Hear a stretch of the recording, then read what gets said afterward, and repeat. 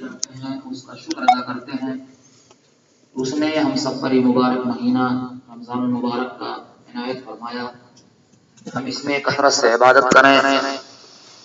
یقیناً یہ مہینہ ہم لوگوں کے لیے بہت ہی کرم والا، برکت والا اور خیر کا مہینہ ہے۔ اس مہینے کی قدردانی کرتے ہوئے ہمیں اللہ رب العزت کی عبادت کرنا چاہیے۔ ہم اس بات کی گواہی دیتے ہیں کہ اللہ کے علاوہ کوئی حقیقی معبود نہیں، اور اس بات کی گواہی دیتے ہیں کہ محمد صلی اللہ علیہ وسلم اللہ کے رسول ہیں۔ حمد و صلات کے بعد سب سے بہترین جو وصیت ہے وہ تقوی ہے۔ تقوی اور پرہیزگاری یہ بہت ہی زیادہ ضروری ہے۔ اللہ تعالیٰ نے جو روزے فرض کر رکھے ہیں اس کا مقصد ہی ہے تاکہ ہم متقی ہو جائیں۔ اللہ تعالیٰ فرماتا ہے یا ایھا الذین آمنوا کتب علیکم الصیام کما کتب علی الذین من قبلکم لعلکم تتقون۔ دوسری جگہ فرمایا یا ایھا الذین آمنوا ان تتقوا اللہ یجعل لکم فرقانا، جس میں ہمیں تقوی کی جانب حکم دیا گیا ہے، اے ایمان والو اگر تم اللہ رب العزت سے ڈرو گے، تقوی اختیار کرو گے تو تمہارے لیے راستے کھول دے گا،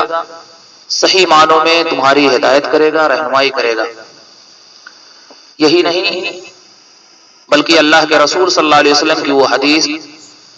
کہ جو لوگ رمضان کے مبارک مہینے کو پالیں اور پھر اپنی مغفرت نہ کروا سکیں وہ شخص تباہ و برباد ہوا۔ اس لیے کہ رمضان المبارک کا وہ مہینہ جو ہے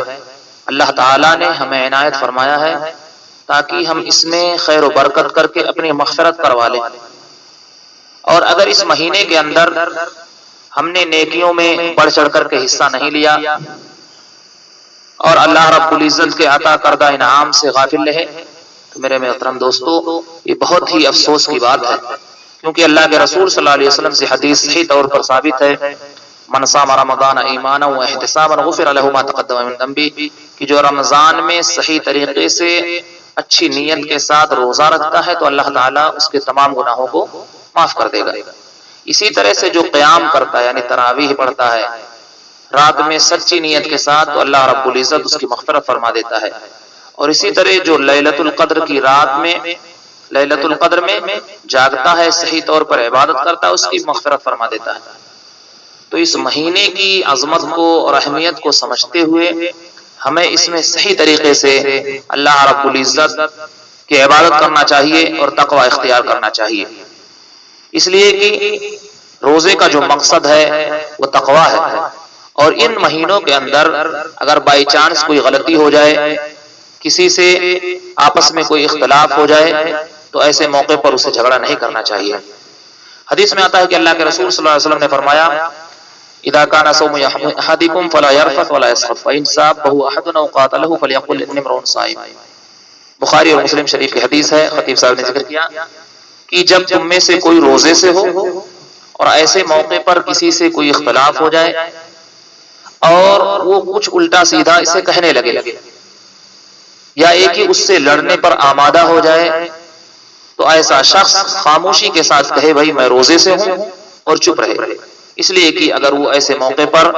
کچھ کہتا ہے تو بات بگڑے گی اور بہت ساری ایسی برائیاں جنم لے گی جو آپس میں اختلاف سے لے کر کے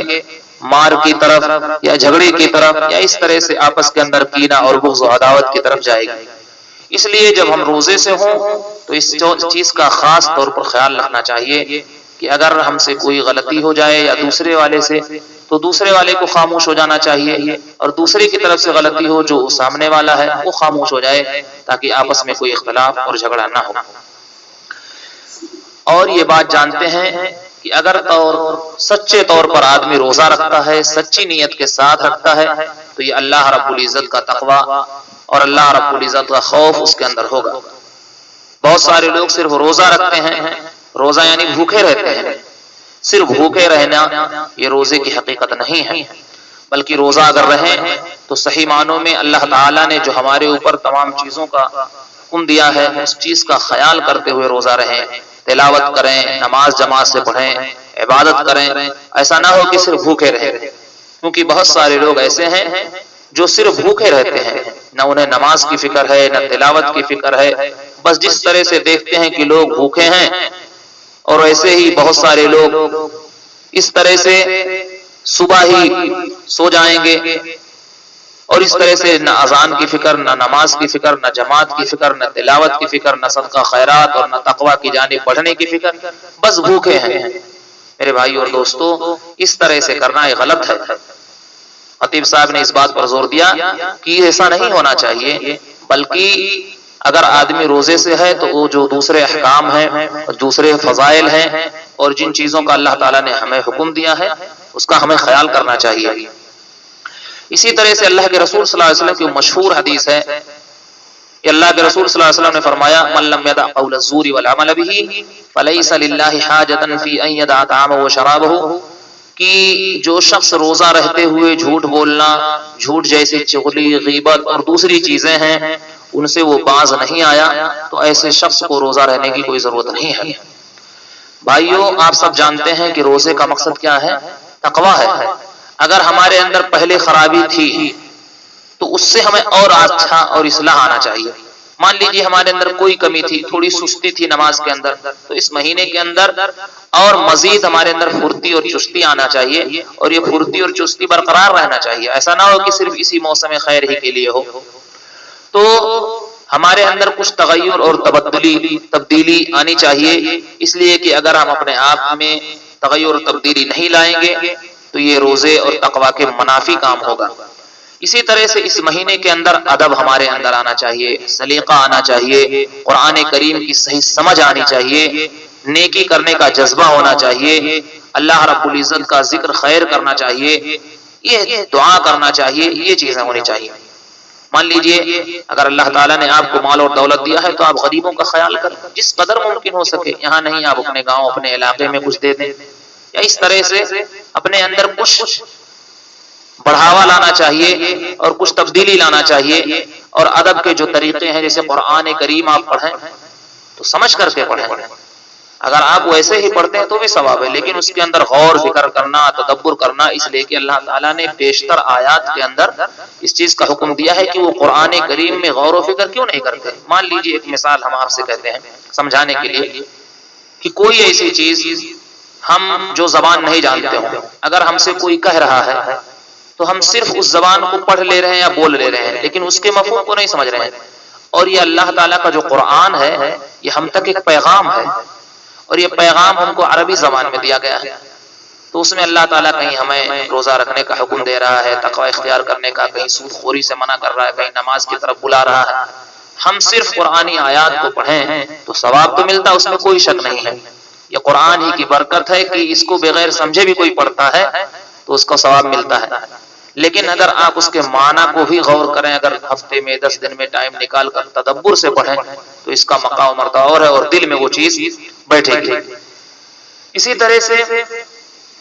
ہم ہر سال اس مہینے کا انتظار کرتے ہیں، اور یہ مہینہ تیزی سے آتا ہے اور بڑی تیزی سے گزر جاتا ہے، جیسا کہ خطیب صاحب نے کہا کہ کتنی تیزی سے کچھ دن گزر گئے اور بہت تیزی سے یہ سب گزر جائیں گے، اور ہم سب جانتے ہیں۔ لہٰذا اس مہینے میں ہمیں اپنے آپ کو کوتاہی میں نہیں ڈالنا چاہیے، اور اس مہینے کے اندر جس قدر ممکن ہو سکے تھوڑے لقمے کے ذریعے سے، معمولی ریالات اور پیسے کے ذریعے سے فاستبقوا الخیرات، نیکیوں کی طرف بڑھنے کا ہمیں حکم دیا گیا ہے۔ اور بہت ساری حدیث اس تعلق سے ہیں کہ اگر ایک کھجور کے ٹکڑے ہی سے کیوں نہ ہو، لیکن صدقہ اور خیرات کرنا چاہیے جس قدر ممکن ہو سکے۔ آپ صلی اللہ علیہ وسلم کے بارے میں آپ نے حدیث سنی ہوگی، بخاری شریف کی مشہور حدیث ہے کہ نبی صلی اللہ علیہ وسلم رمضان کے اندر اتنے زیادہ سخی ہو جاتے تھے کہ تیز چلنے والی سے بھی زیادہ ہوا، یعنی تیز چلنے والی جو ہوا ہے اس سے زیادہ سخی۔ معلوم یہ ہوا کہ جس قدر ممکن ہو سکے اس کو خیال کرنا چاہیے۔ ہم یہ نہیں کہتے کہ آپ یہاں جو پیسہ یہاں بانٹیں، اس چیز کو اپنے علاقے میں، اپنے گاؤں میں جو آپ کے علاقے میں ہے پریشان حال ہے ان کو بھی مدد کر سکتے ہیں اس طرح سے، کیونکہ آج عمل کا دن ہے اور حساب نہیں ہے، اور کل کا جو دن آنے والا ہے یعنی قیامت کا، اس دن حساب ہوگا اور پھر ہمیں عمل کرنے کی مہلت اور موقع نہیں ملے گا۔ اس لیے اس چیز کو ہم جو کر رہے ہیں اس دن کے لیے جمع ہوگا۔ اسی طرح سے جنتیوں کی جو صفات اللہ تعالیٰ نے قرآن کریم میں ذکر کیا ہے، وَيُطْعِمُونَ الطَّعَامَ عَلَىٰ حُبِّهِ مِسْكِينًا وَيَتِيمًا وَأَسِيرًا، کہ وہ لوگ یعنی جنتی جو لوگ جنت میں داخل ہوئے ہیں وہ لوگ کیا تھا، ان کی عادتیں کیسی تھیں، ان کی صفات کیا تھیں۔ آپ سنیں اس ترجمہ اس کا کہ وہ لوگ غریبوں کو کھانا کھلاتے تھے، مسکینوں کو، یتیموں کو اور قیدیوں کو، ان سب کو کھانا کھلاتے تھے، خیال کرتے تھے،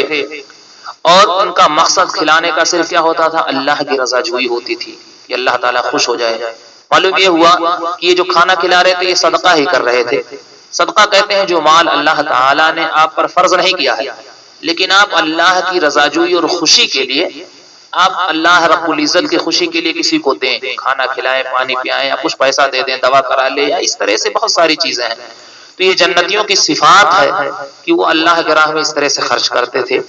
عبادت ہم کو کرنا چاہیے جس قدر ممکن ہو سکے۔ عبادت کے بہت سارے طریقے ہیں، نفلی عبادت، تلاوت، ذکر، صدقہ، خیرات، ایک دوسرے کے لیے دعا، دوسرے کی خیر خواہی، بہت ساری چیزیں ہیں، تو ہمیں ان سب میں بڑھ چڑھ کر حصہ لینا چاہیے۔ اللہ رب العزت سے ہم دعا کرتے ہیں کہ العالمین ہمیں رمضان کی اہمیت کو اور قدر کو سمجھتے ہوئے اس میں کثرت سے نیکیاں کرنے کی توفیق بخشے،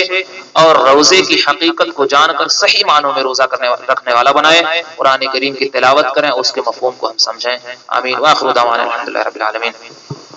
انعام ہے، اس میں سے انعام رہتے ہیں۔